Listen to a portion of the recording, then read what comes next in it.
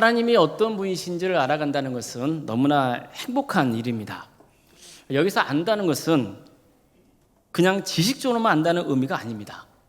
하나님과 교제하는 과정에서 그분에 대해서 더 깊이 알아가는 것을 말하고 있는 겁니다. 사람과의 관계도 그렇죠. 그 사람에 대해서 알려면 어떻게 해야 되는 거예요?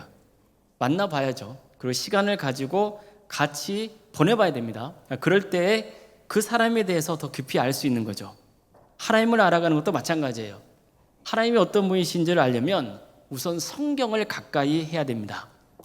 하나님은 성경 말씀을 통해서 당신이 누구신지를 알려주셨기 때문이에요.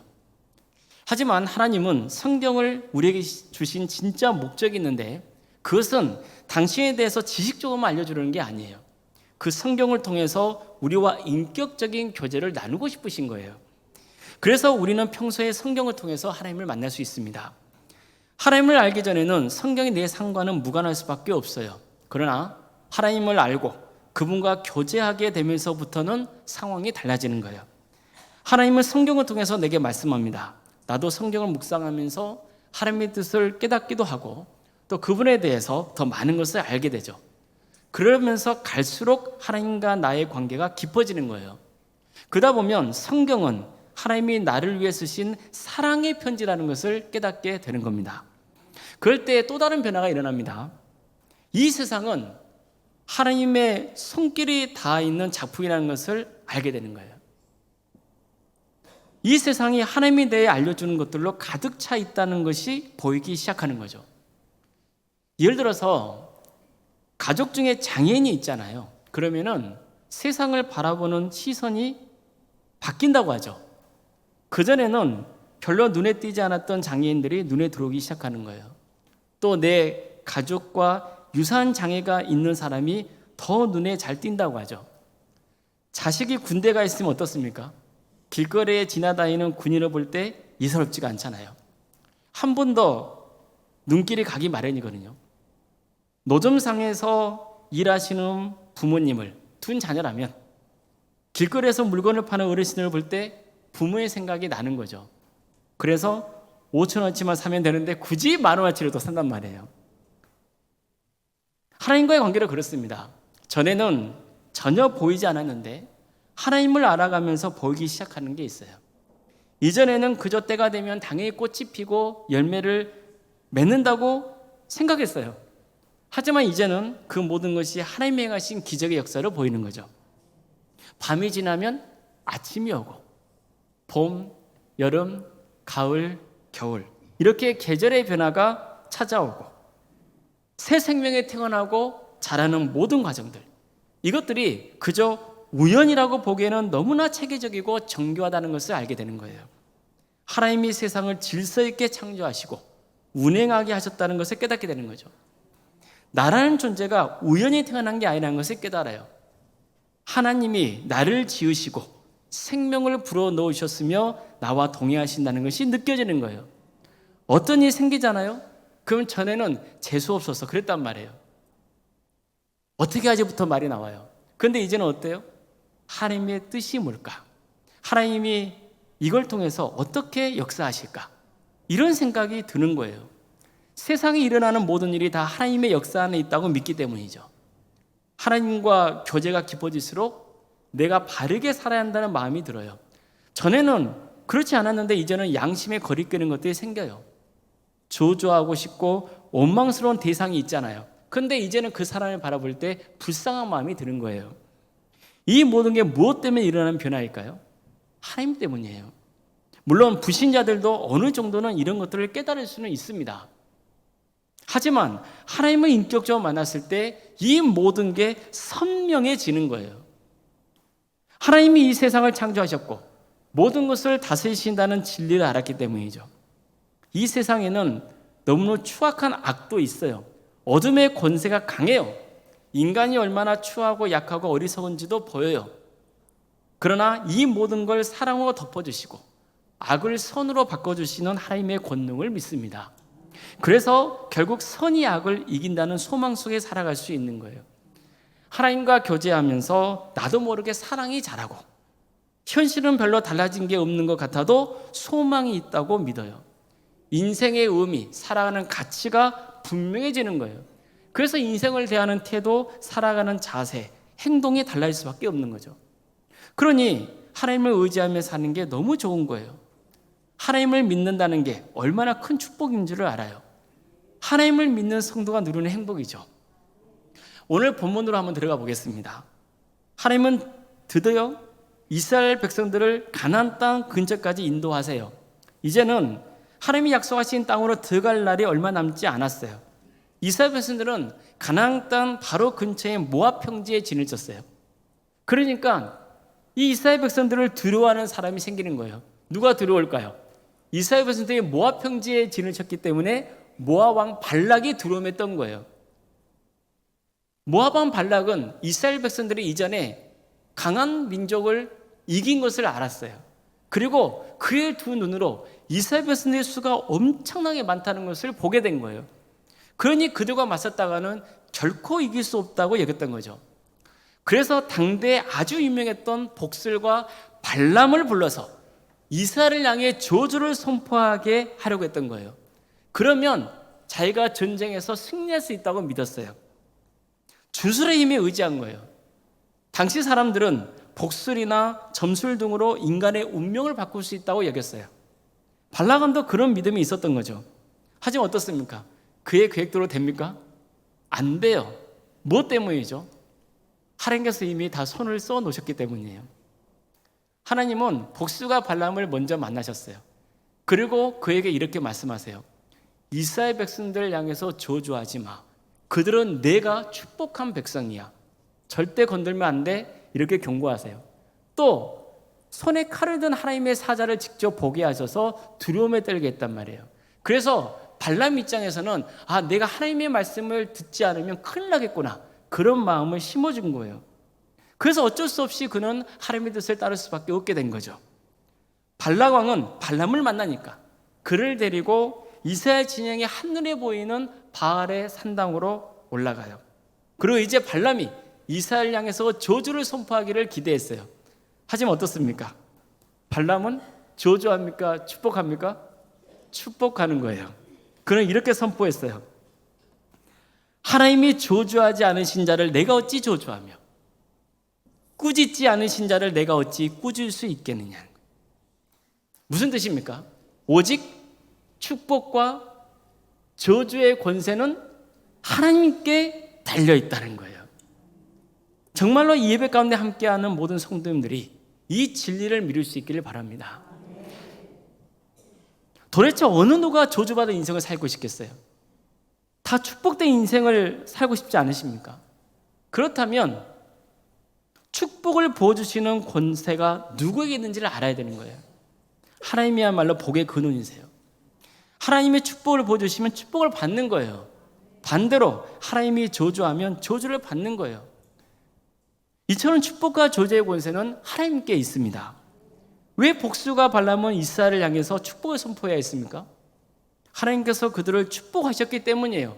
발람은 이 때문에 이스라엘 민족이 너무나 부러웠어요. 그래서 이렇게까지 말합니다. 나의 종말이 그와 같기를 바라노라. 무슨 뜻입니까?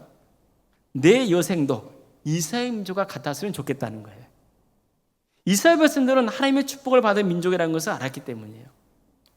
당황한 발락 왕은 저들을 저주하라고 데려왔더니 왜 축복하냐고 따져요.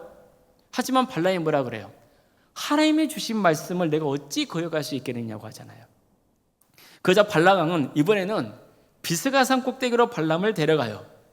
왜 그랬을까요? 혹시 발람이 이전 장소에서 너무나 수가 많은 이스라엘 백성들을 보고 깜짝 놀라서 저주하지 못하고 축복을 선언한 게 아닐까 이렇게 생각했기 때문이에요. 그래서 이번에는 어디로 데려가요? 비스가 꼭대기예요. 거기는 뭐냐면은 이스라엘 진영 전체가 보이지 않아요. 살짝 보이는 곳이에요. 그것으로 데려가서 이제 발람이 이스라엘 백성을 향해서 저주를 선포하도록 유도했던 거죠. 나름 발락 왕은 자기가 할 수 있는 한 최선을 다해서 해보고 있는 거예요. 발버둥을 치는 거죠. 하지만 어떻습니까? 이번에는 발람이 저주했을까요? 아니요. 또 축복을 해요. 그는 이렇게 선포합니다. 하나님은 사람이 아니시니 거짓말을 하지 않으시고 인생이 아니시니 후회가 없으시도다. 어찌 그 말씀하신 바를 행하지 아니하시며 하신 말씀을 실행하지 않으시랴. 보세요. 발람은 하나님을 어떤 분으로 선포하고 있습니까? 처음 그가 축복을 선포했을 때는 축복과 저주의 권세가 하나님께 있다고 고백했잖아요. 근데 두 번째로는 뭐라고 표현하고 있어요? 하나님은 신실하신 분이시라는 거예요. 하나님은 진실하시다는 거예요. 그분은 변함이 없으세요. 그래서 하나님은 믿을 만한 분이시라는 거예요. 이 말씀을 보면 하나님과 인간을 서로 비교하고 있잖아요. 사람은 거짓말도 해요. 수시로 말을 바꾸기도 해요. 하지만 하나님은 진실하세요. 사람처럼 자꾸 변덕을 부리지도 않아요. 하나님은 한결같으세요. 게다가 모든 게 가능하시기 때문에 그분이 말씀하신 대로 이루어질 수 있는 거예요. 반대로 사람은 그러지 못할 때가 많아요. 예를 들어서 내가 빚을 졌다고 쳐요. 그래서 어쩔 수 없이 빚을 이제 지는 거죠. 빚을 질 때는 반드시 갚겠다고 다짐을 해요.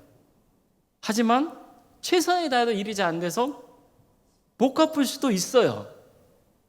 그러나 하나님은 모든 것을 하실 수 있는 능력이 있으시잖아요. 그래서 하나님은 반드시 약속을 지킬 수 있는 분이신 거예요. 이 진리를 우리 모든 성도님들이 붙드시기를 주의 이름으로 축원합니다. 사람을 보세요.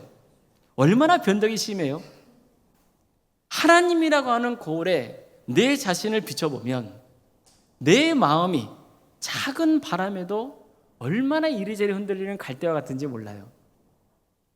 얼마나 어리석고 거짓되고 위선적으로 살고 있는지 적나라하게 드러나게 되어 있어요. 사람은 그런 존재예요. 사람들끼리의 기준에서 보면은 남보다 더 선한 사람, 더 악한 사람이 있을 수는 있어요. 하지만 하나님의 거울 앞에 딱 비춰보면 어림도 없어요. 어느 누구도 선할 수 없어요. 그래서 성경에서는 뭐라고 말씀합니까? 의인은 없나니 하나도 없다고 말씀하잖아요. 우리가 살면서 사람에 대해 실망할 때가 한두 번이에요. 그런데도 또 사람을 의지하고 사람에게 뭔가를 기대하죠. 이미 말씀드린 대로 하나님이 신실하신 이유가 뭐예요? 왜 하나님은 꼭 약속을 지키십니까? 약속을 지킬 능력이 있기 때문이에요. 사람은 그렇지 않아요. 반드시 약속을 지키려고 다짐하지만 능력이 안 돼서 못 지키는 경우도 얼마나 많은지 몰라요. 그래서 하나님의 거울에 사람을 딱 비춰보면 얼마나 인간이라는 존재가 믿을 게 못 되는지를 알 수 있어요. 그래서 성경을 보세요. 인간을 믿으라고 말씀해요? 아니죠. 대신 뭐라고 말씀해요? 인간을 사랑하고 섬기라고 말씀하고 있잖아요. 믿음의 대상이 아니라 사랑과 섬김의 대상이라고 가르쳐져요. 그래서 우리가 믿고 따라야 유일한 분은 한 분뿐인 거예요. 누구십니까? 하나님이세요. 결국 내 인생의 주인은 누구여야 합니까? 누구 말을 들어야 됩니까? 하나님이에요. 그래야 축복의 은혜가 임하는 거예요. 승리하는 삶의 길을 갈 수 있어요. 그래서 발람은 이렇게 선포했던 겁니다. 여호와 그들의 하나님이 그들과 함께 계시니 왕을 부르는 소리가 그 중에 있도다. 하나님이 그들을 애굽에서 인도하여 내셨으니 그의 힘이 들소와 같도다. 야곱을 해야 할 점술이 없고 이스라엘을 해야 할 복술이 없도다. 이때 야곱과 이스라엘에 대하여 논할진대 하나님께서 행하신 일이 어찌 그리 크냐 하리로다. 이 백성이 암사자같이 일어나고 수사자같이 일어나서 움킨 것을 먹으며 죽인 피를 마시기 전에는 눕지 아니하리로다. 보세요. 하나님이 이스라엘과 함께 하신다고 선포하고 있죠.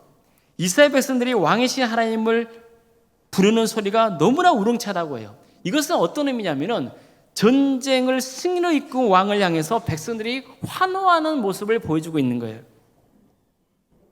발람의 예언을 보면 하나님을 힘센 들소로 비유하고 있죠.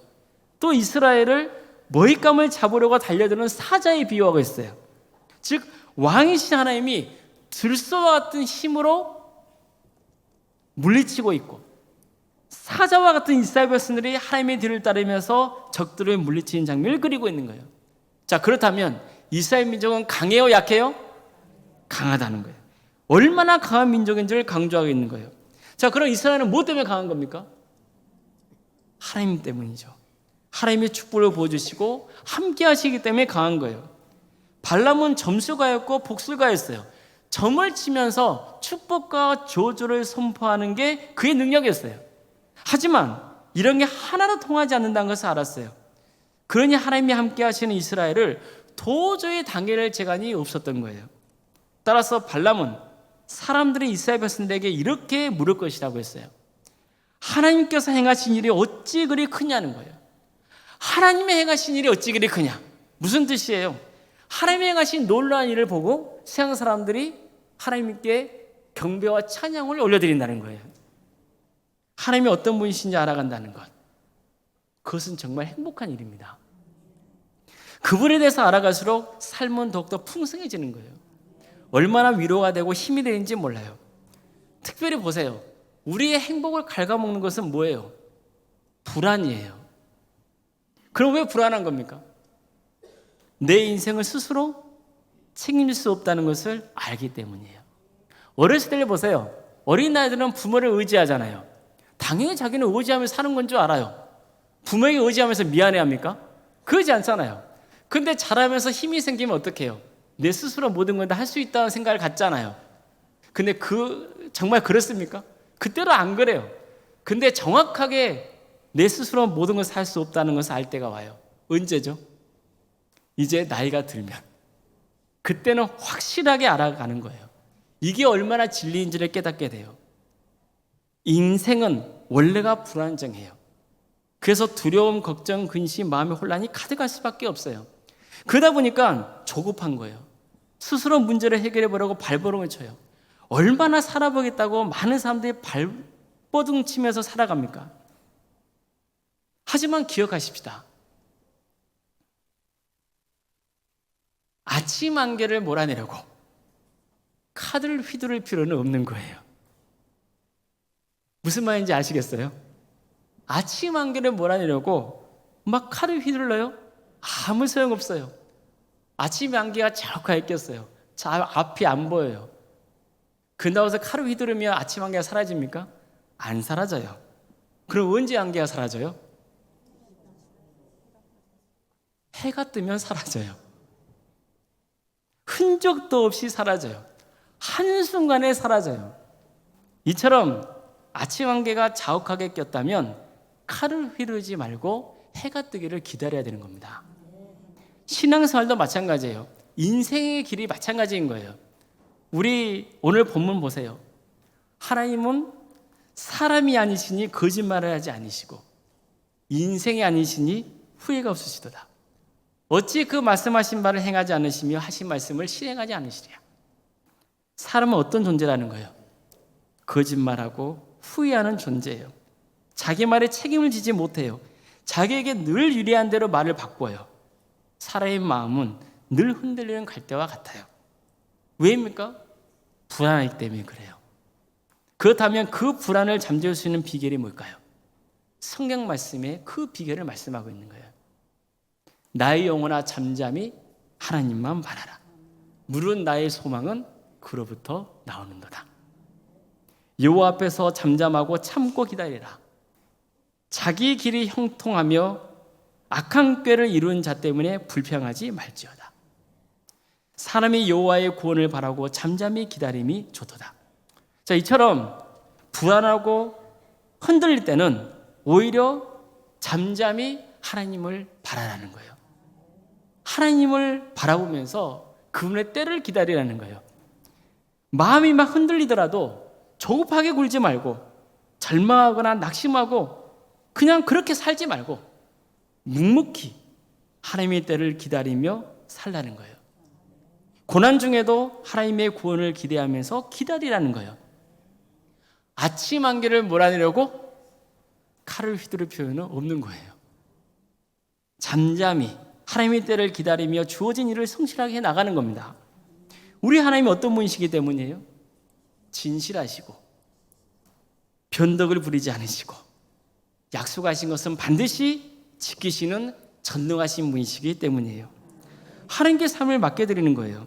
그럴 때 때가 되면 모든 일은 제자리를 찾습니다. 하나님께서 이루어가시기 때문입니다. 복수가 발람은 하나님을 들소와 같다고 예언했어요. 이스라엘 백성들은 포효하고 물어뜯는 사자와 같다고 했어요. 그럼 왜 이처럼 강력한 사자가 된 거예요? 하나님이 그들과 함께하고 계시기 때문이에요. 성도 여러분, 하나님이 나에게 축복을 베풀어 주신다고 믿으십시오. 하나님은 복수가 발람을 주관하셔서 이스라엘을 저주하지 못하게 하셨어요. 하나님이 이스라엘을 지켜주신 거예요. 하나님은 우리도 지켜주세요. 이게 성도의 행복이에요. 그렇다고 해서 고난이 없는 거 아니에요. 그러나 하나님은 그 고난을 이겨낼 힘을 주세요. 전에는 내가 혼자라 생각했다니까요. 근데 이제는 아니에요. 하나님을 만나는 순간 이제 누가 함께 하세요? 하나님이 함께 하세요. 사람은요, 누구를 믿느냐 그리고 무엇을 바라보느냐가 중요합니다. 복의 근원 되시는 하나님을 믿고 바라볼 때 그 사람의 인생은 복 있는 자가 되는 거예요. 여러분, 기도가 뭡니까? 하나님과 대화하는 거예요. 하나님과 교제하는 거예요. 근데 이상한 게 있어요. 기도는 하는데 하나님과 교제하며 그분과 대화하려 하지 않아요. 물론 기도하는 분들은 다 하나님께 기도한다고 믿어요. 하지만 정말 그럴까요? 여러분은 신실하신 하나님을 향해 기도합니까? 정말 모든 게 가능하신 하나님을 향해서 기도합니까? 나를 지극히 사랑하시는 하나님을 향해 기도합니까? 신실하시고 전지전능하시고 사랑을 베푸시는 하나님께 기도합니까? 그렇다면 왜 우리는 기도하면서도 의심할까요? 왜 기도하면서도 불안할까요? 왜 기도하면서 불평할까요? 무엇 때문이죠? 진짜 하나님이 어떤 분이신지를 믿지 못하고 기도하고 있기 때문이에요. 하나님은 어떤 분이십니까? 축복의 근원이시죠. 신실하신 분이세요. 능력이 있어서 반드시 약속을 지키는 분이세요. 나를 보호해 주시고 나를 위해 싸워주시는 분이세요. 그래서 보십시오. 처음에 기도할 때는 마음이 심란하고 괴로워요. 사실 우리는 불안하기 때문에 하나님에 더 의지할 수 있는 것이고 기도할 수 있는 거예요. 그 자체가 나쁜 건 아니에요. 그러나 기도하는 과정 속에서 어느 순간 내 마음이 평안해지는 거예요. 왜일까요? 문제가 한순간 해결되기 때문입니까? 그러지 못한 경우도 많아요. 우리는 하나님의 섭리를 다할 수 없어요. 하나님의 뜻을 다할 수 없는 거예요. 그렇지만 그에도 불구하고 내 마음에 불안이 떠나가고 평안이 임하는 거예요. 무엇 때문이죠? 축복의 근원이시고 나를 사랑하시고 신실하시고 능력이 있는 하나님이 나와 함께 하심을 고백하기 때문이에요. 하나님과 교제하면서 그 믿음을 갖게 되었기 때문이에요. 성경은요, 하나님이 우리에게 주신 사랑의 편지예요. 무슨 편지라고요? 별로 와닿지 않으세요? 그러면 연애 편지를 한번 해볼까요? 성경은 하나님이 우리에게 주신 그 사랑의 편지예요. 그 편지를 통해서 하나님 자신이 어떤 분이신지를 가르쳐주시는 거예요. 얼마나 하나님이 우리를 사랑하시는지, 얼마나 축복을 부어주고자 하시는지를 알려주려고 하세요. 세상 모든 만물을 통해서 하나님의 능력이 얼마나 대단한지도 보여주세요. 그래서 예수님도 이렇게 말씀하신 거예요. 공중의 새를 보라. 심지도 않고 거두지도 않고 창고에 모아들이지도 아니하되 너희 하늘 아버지께서 기르시더니 너희는 이것들보다 귀하지 아니하냐. 너희 중에 누가 염려함으로 그 키를 한 자라도 더할 수 있겠느냐. 또 너희가 어찌 의복을 위하여 염려하느냐. 들의 백합화가 어떻게 자라는가 생각하여 보라. 수고도 아니하고 길쌈도 아니하느니라. 그러나 내가 너에게 말하노니 솔로몬의 모든 영광으로도 입은 것이 이 꽃 하나만 같지 못하느니라. 오늘 있다가 내일 아궁에 던져지는 들풀도 하나님이 이렇게 입히시거든 하물며 너희일까 보냐. 믿음이 작은 자들아. 이처럼 예수님은 하나님의 작품이 이 세상을 보여주시면서 얼마나 하나님이 우리를 아끼고 사랑하시는지를 가르치신 거예요. 진짜 중요한 것은 염려와 근심이 아니라 하나님을 바라보고 그분을 온전히 의지하는 것이라고 가르쳐주고 있는 거예요. 오늘 주어진 하루를 감사하고 하나님께 의지하며 살아가라는 거예요. 그러면 하나님의 때에 하나님께서 이루어 주신다고 약속하고 있는 거예요. 성도 여러분, 하나님을 알아가는 행복이 있어요. 아침 안개가 잔뜩 깨었다고 해서 카드를 휘두를 필요는 없는 거예요. 하나님의 때를 기다리며 하나님께서 모든 것을 해결해 주시고 치유하여 주시고 지금보다 더 나은 역사를 이루어 가실 것을 소망하며 살아가는 거예요.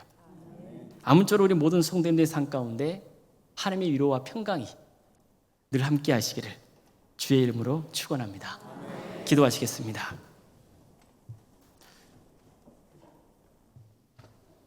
사랑의 하나님, 우리 이 자리에 모인 모든 성도들 하나님을 알아가는 행복이 있게 하여 주시옵소서. 하나님을 깊이 알아갈수록 그 삶에 만족이 있게 하여 주시고 감사가 있게 하여 주시고 세상에 알 수 없는 평안함을 허락하여 주시옵소서. 주님, 우리는 주님 앞에 기도합니다. 도와달라고 간구합니다. 하나님의 때에 가장 좋은 것으로 응답해 주실 줄 믿습니다. 그 믿음을 붙들고 승리의 길을 가는 우리 모두가 되게 하여 주시옵소서. 거룩하신 예수님 이름으로 기도드리옵나이다. 아멘.